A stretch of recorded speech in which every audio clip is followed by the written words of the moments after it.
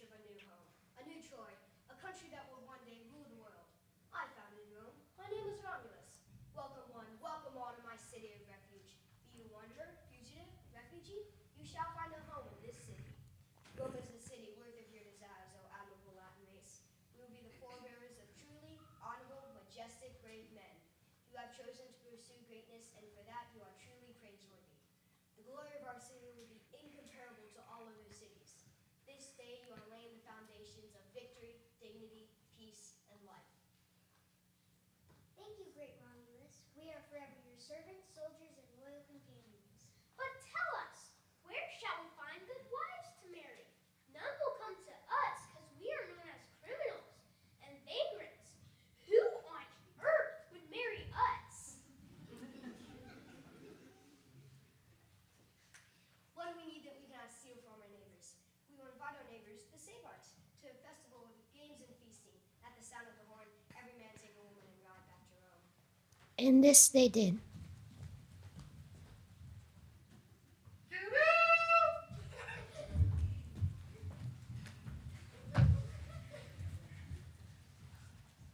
Causing King Tacitus of the Sabines to make war.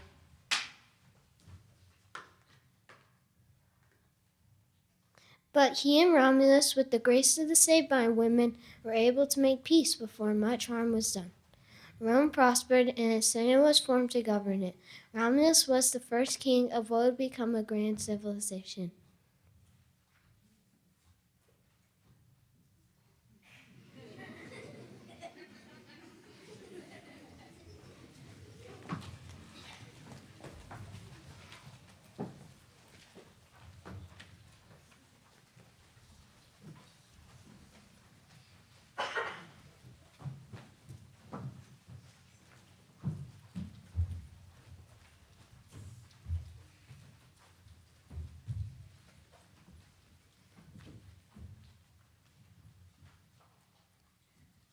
Rome became a civilization that not only acted grandly, but looked grand.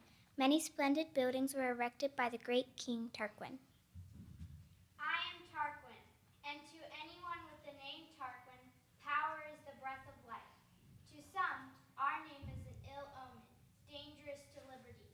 But I did many great things. Here you see my racetrack, the Circus Maximus. After King Tarquin, a man named Servius Tullius ruled Rome with goodness and gentleness. But a son of King Tarquin plotted against Servius Tullius. His name was Tarquin the Proud. This impostor, Servius Tullius, shall not stand in my way any longer. I shall be king over his dead body.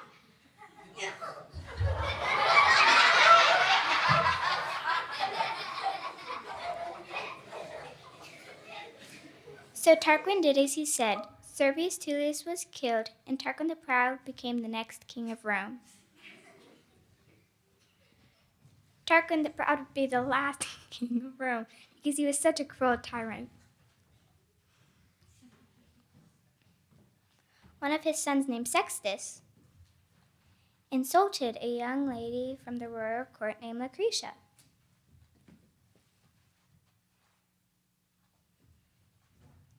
She was so ashamed that she plunged a dagger straight into her heart. At this outrage, a leader arose to defy the tyranny of Sextus and Tarquin the Proud. His name was Junius Brutus. By this girl's blood, none more chaste till a tyrant wronged her. By the gods, I swear that with sword and fire, and whatever else can lend strength to my arm, I'll pursue Lucius Tarquinius the Proud, his wicked wife, and all his children, and never again will I let them, or any other man, be king in Rome. We will not suffer one man to rule Rome. Down with Tarquin the tyrant. No more kings.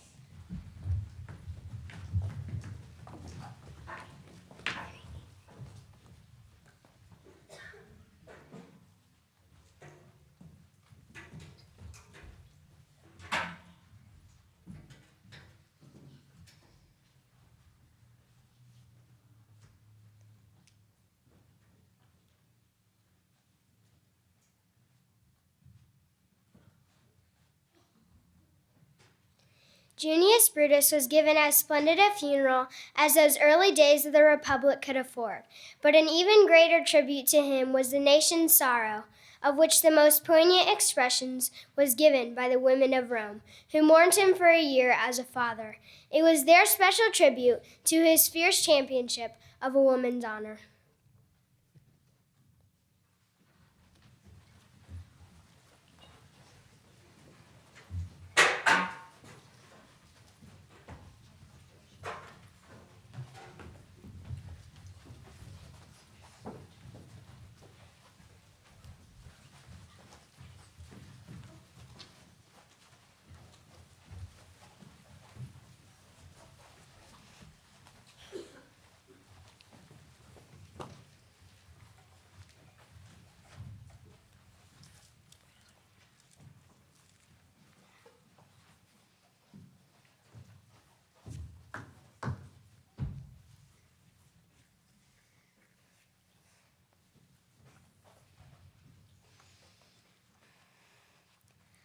Thus the age of kings ended. The people would suffer no single man to rule Rome.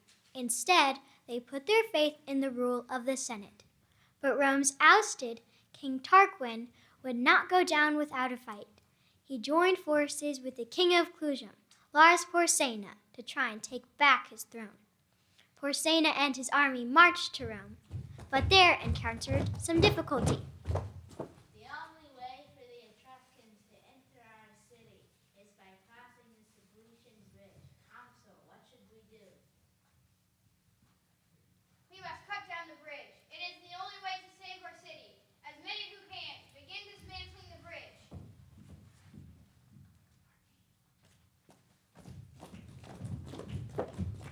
The Etruscans are in sight. We are running out of time.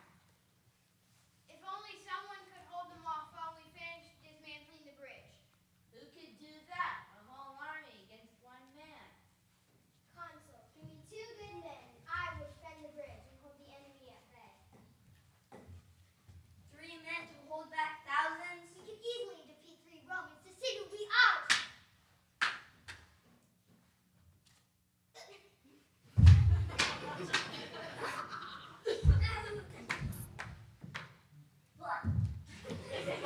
Titus, the bridge is about to fall. Run back to the other side. I will stay and defend it.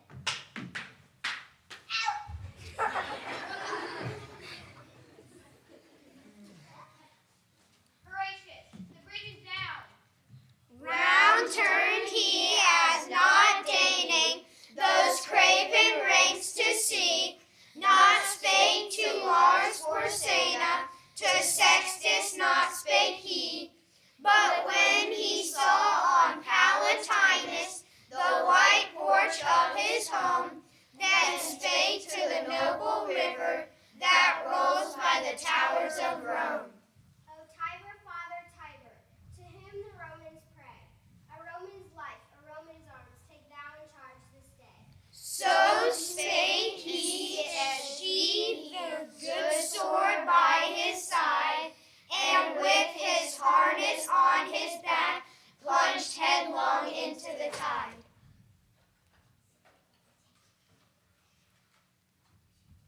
When I emerged on the dry earth, the leaders of Rome were there to greet me, and even Lars Porsena's prayers for my safety were answered.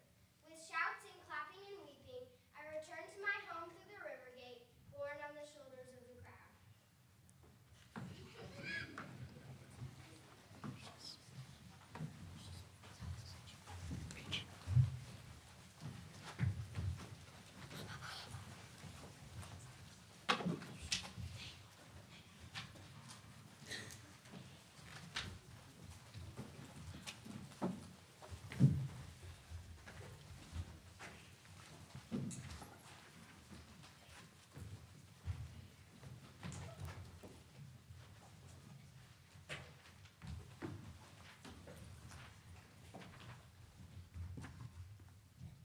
Horatius was well rewarded for his bravery and had a statue erected in his honor. Porsena decided to keep his army on the other side of the Tiber. His plan was to besiege Rome, preventing food from being sent in, thus forcing the Romans to surrender. But there was one thing Porsena had not accounted for. Gaius Mucius. I have devised a way to save our city. I'm going to march right into that Crescent camp, find Crescent, and kill him. That should put an end to the siege. Here is your pay. So tell your troops, prepare for guard duty at the river. Distribute this money to men and report back. Oh no, he's killed the secretary! Who are you and why have you done this? I am a Roman citizen. I came here to kill you because you are an enemy of Rome. I have failed, but there are others coming who will not fail. Your life will be in constant danger, Lars Corsena, and you will one day be killed when you least expect it. I shall burn you to death if you don't tell me once all of Rome's plans to kill me. Behold how every Romans care for pain when it is to defend our country. I'm amazed. This man's heart is fearless and cannot be bound. Set him free. In return for your kindness, I now tell you my own free will, but I will not under threat of punishment. Know that 300 young Roman men have pledged an oath to kill you. The life fell first to me. I have failed, but more will come until Rome is finally free of you. Porsena was so frightened by these words that he immediately sent messengers to Rome to make peace.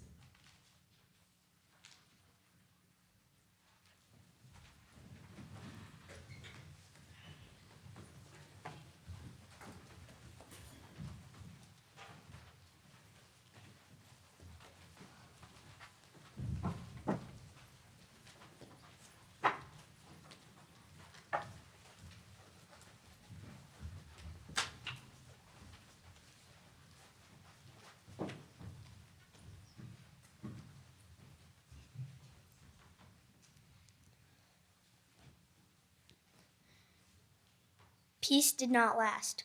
War broke open with the Achaeans to the east. The Romans were easily winning. However, in a feigned retreat during one battle, the Achaeans lured some Roman horsemen into a narrow ravine. It was a trap. One horseman did manage to escape. He returned to Rome to inform the Senate of the dire situation. We were following the Achaeans in pursuit when they led us into a ravine. They barricaded the exits, and most of the army is trapped. They are surrounding Rome's horsemen at the top of the hills. There is little grass for the horses, sparing water, and not much food.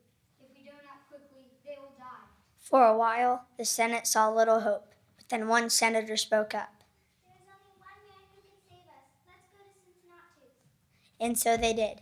Cincinnatus shall tell you the rest of the story. When the senators came to find me, I was plying my fields. Because Rome needed me, I gathered faithful men for my army. Before the sun set that evening, we marched to the hills where the Romans were trapped. In the quiet stillness of dawn, we formed ranks around the Achaeans. Now it was they who were trapped. They fought desperately, but in vain. Rome was victorious again. I chose to spare their lives, but not without them passing under the yoke.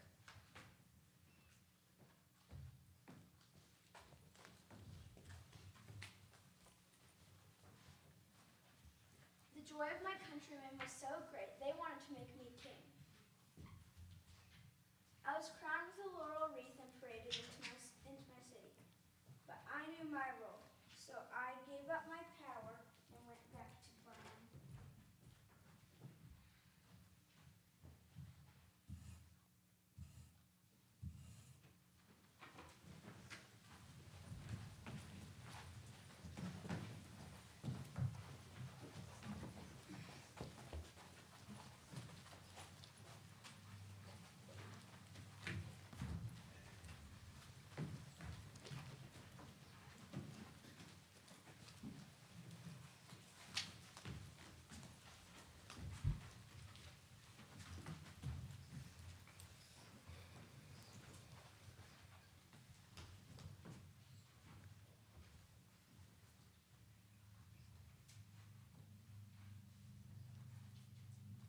When the Roman Republic was under a great threat, they appointed a dictator to have supreme power, but only for as long as it took to secure Rome's safety.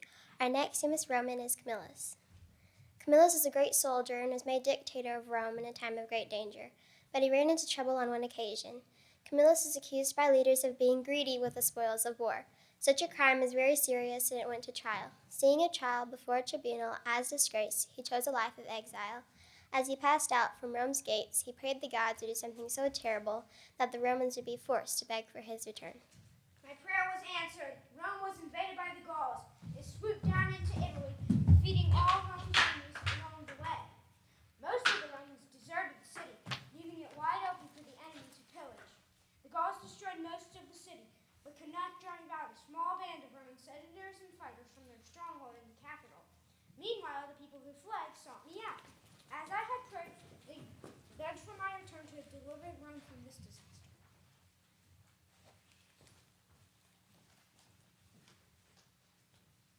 I arrived just in time. The chief of the Gauls, Brennus, was demanding the Senate pay him gold in order for him to leave them alone. This is what I told him. We Romans defend our country not with gold, but with steel. And so it was not that gold saved Rome from the Gauls that day, but the sword of Camillus.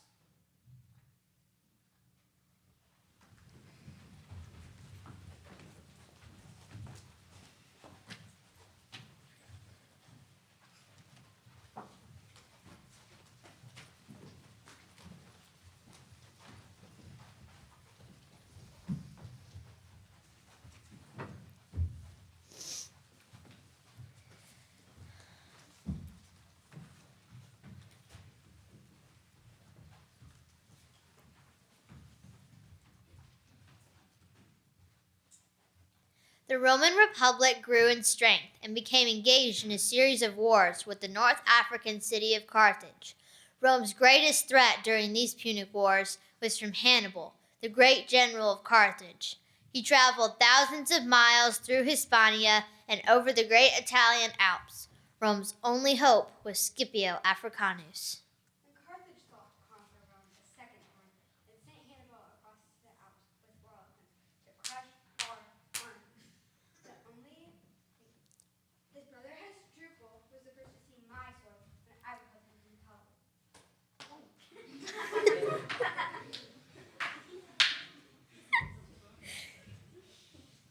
Hannibal witnesses close when it drove his elephants to madness.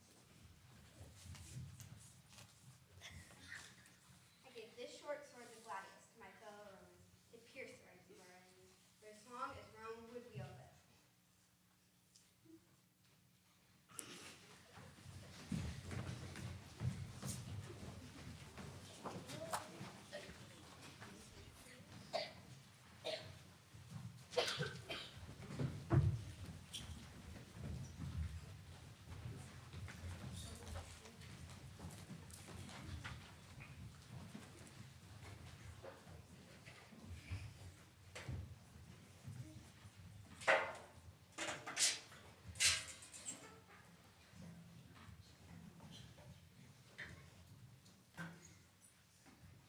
Romans began to get lazy under the protection their armies provided them. There were even periods of peace with Carthage, but not all Romans trusted their North African rivals. Delendo est Carthago. I am Senator Cato, and in my opinion, Carthage must be destroyed. I felt so strongly about the destruction of Carthage that I ended every single speech I gave in the Senate with those very words. Delendo est Carthago. I lived during a time when Romans were losing sight of what really mattered. We were growing fat and lazy. We spent too much money on things we didn't really need, and it was stealing from our strength as a nation. I chose to live a different life. I lived an austere life under the old frugality. I ate plain food, drank cheap wine, and had very few servants. I was made censor, and with my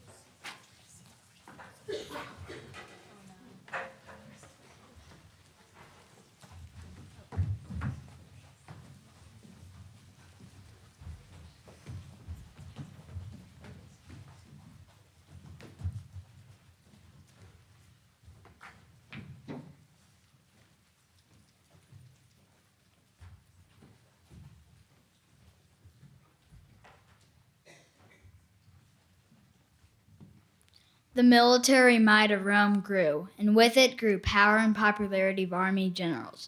Leaders like Julius Caesar and Pompey the Great made alliances to solidify control of the Republic. I am the great Julius Caesar. I led armies to conquer Hispania and Gaul, and wrote about these wars in a text that would be translated by Latin school students for generations.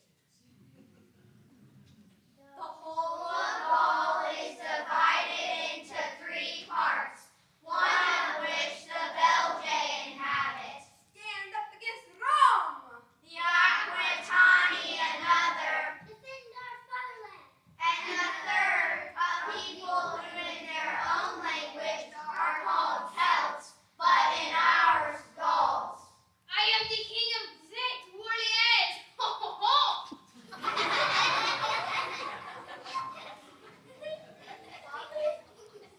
Pompey was a great leader in my day, and I, the great Julius Caesar, made an alliance with him. But I would only share power for so long. Pompey was of the nobility, the upper class, but I was a man of the people, and they loved me. My greatest ambition was to rule Rome. Only Pompey stood in my way. On one fateful day, my army stood on the edge of Italy, the far side of the river Rubicon. Pompey denied me entrance to Rome. Either I would disband my army and give up my ambition, or I'd cross the river Rubicon. I chose to cross the Rubicon. The die had been cast. Caesar marched into Italy without the slightest challenge. He crossed the Rubicon, violating Roman laws which prohibited a Roman army inside its own borders. Even so, he was celebrated by the people. They took the power of the Senate and gave it to him.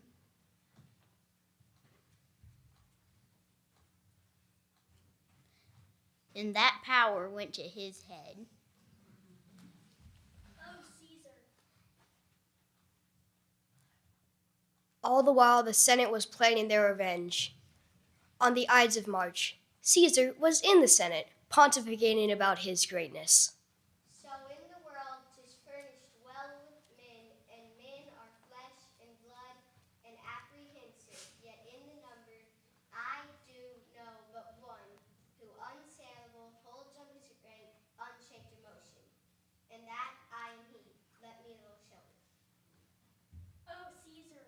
Hence, wilt thou lift up Olympus? Great Caesar. Doth not Brutus Brutus kneel? Speak, hands, for me. Et tu, Brute, then fall, Caesar.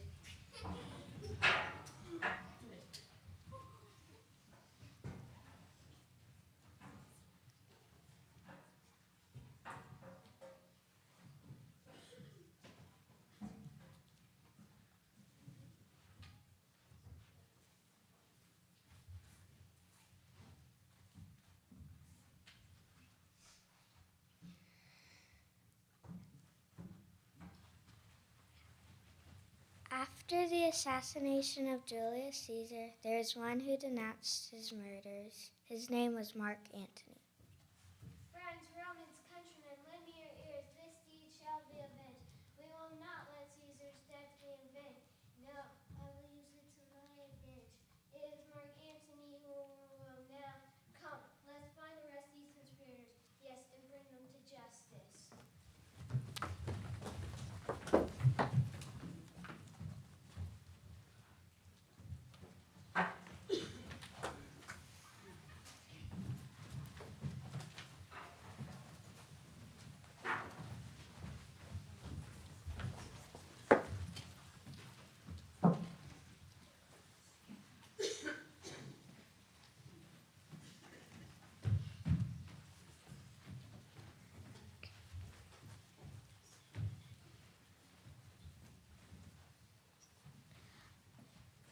Like Pompey and Caesar, before Antony made the alliance with Caesar's descendant Octavius, but it would not last for long. I am Gaius Julius Caesar Octavianus, the great nephew of Julius Caesar.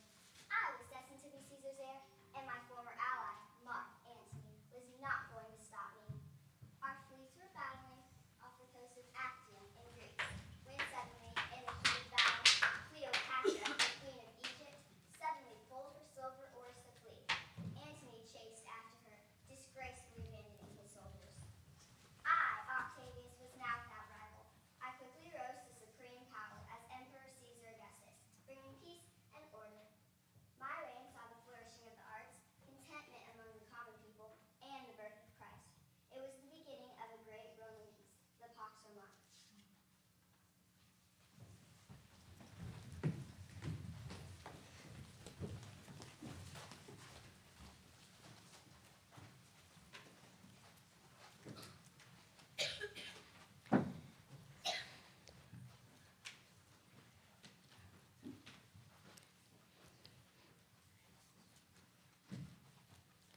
The emperors that succeeded Augustus were powerful and intelligent, but only occasionally good. The moral decay of Rome is often typified by the rule of Nero. Under this evil man, the Christian church saw great persecution. Christians, a strange lot, believe in some man called Jesus, who died as the Lord. Well, I showed them my lordship. One night in Rome, flames went up all over the city. I could not help but be reminded of Troy and its fall. It inspired me to sing and play my harp. Afterwards, I was blamed for starting the fire.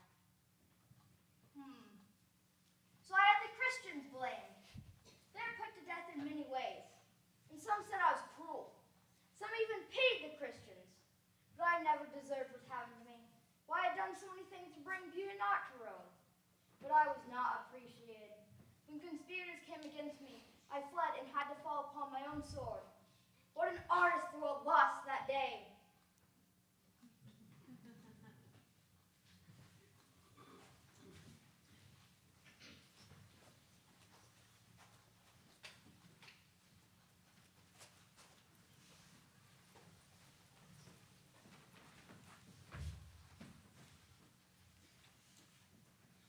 Years passed, and Rome found itself being ruled by several so-called emperors who vied for control of the empire. Constantine was one of them. On the day before the battle at the Milvian Bridge, he was praying.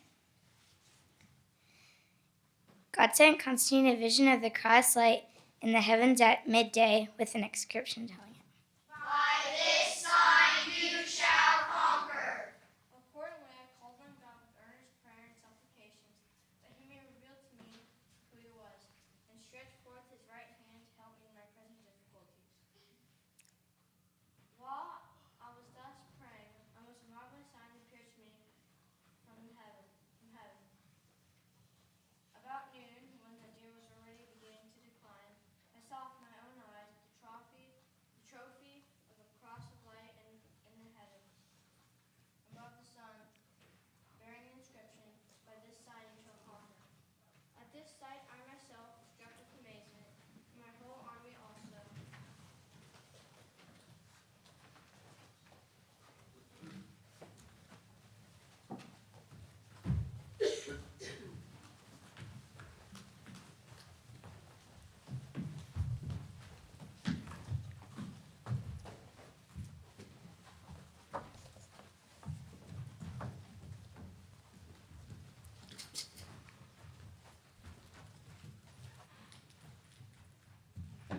Followed me on this expedition and witnessed the miracle. Constantine made Christianity the official religion of the Roman Empire. By then, the empire had been divided between the east and the west, and Constantine moved his government to the east, to the city that would be named after him, Constantinople. This division of the empire, along with the new official religion, Christianity, did much to benefit the church in new ways. However, it did not prevent the rest from being overrun by Gauls. Those who worshipped the old pagan gods blamed this new Christian religion for Rome's fall. In North Africa, the Christian bishop Augustine famously responded to this accusation. Was it Christianity's fault that Rome was sacked by the Gauls? No. Rome's own pride and immorality were the source of its trouble. But Christianity offered citizenship in the city of God, where sin is covered by Christ, where the pride of man is redeemed by the love of God. Christianity is the religion worthy of your desires, O admirable Roman race, the progeny of Junius Brutus and Tertius, of Cato and of Augustus. Choose now that you will pursue your praise, may not be in yourself, but in the true God, in whom is no error, incomparably more glorious than love, is that heavenly city in which victory you have truth, for dignity